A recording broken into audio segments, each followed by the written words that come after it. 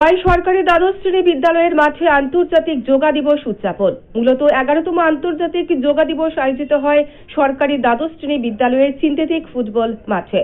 মূলত জেলা যুব ও ক্রীড়া বিষয়ক দপ্তরের উদ্যোগে সারা দেশের সাথে রাজ্যের পাশাপাশি খোয়াইতেও আয়োজিত হয় অনুষ্ঠান। ছিলেন রাজ্যের মন্ত্রী সুশান্ত চৌধুরী, খোয়াই জেলার জেলা শাসক রজত পান্ত, খোয়াই পৌর পরিষদের chairperson Debashis Nath Sharma, secretary planning L T. Darlong সহ অন্যান্যরা। পূর্ববর্তী বক্তারা তাদের বক্তব্যে পরিষ্কার ভাষায় বলেছেন যে এই আন্তর্জাতিক যোগা দিবসের তাৎপর্য কি, কেন মোদিজি প্রধানমন্ত্রী হওয়ার পর এই আন্তর্জাতিক যোগা দিবসকে বিশ্বের দরবারে ছড়িয়ে দিয়েছেন।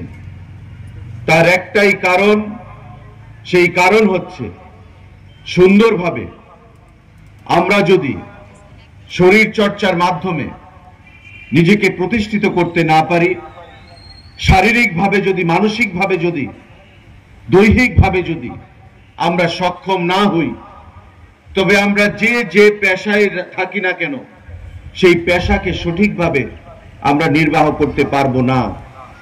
আজকে যোগা দিবসের তাৎপর্য সেই জায়গায় যে আত্মার সঙ্গে পরমাত্মার যে মিলন, যে মিলনের জন্য ঘটানোর জন্য মোদিজি এই যোগা দিবস আমাদের দেশে ছিল, কিন্তু তার পরিচিতি ছিল না।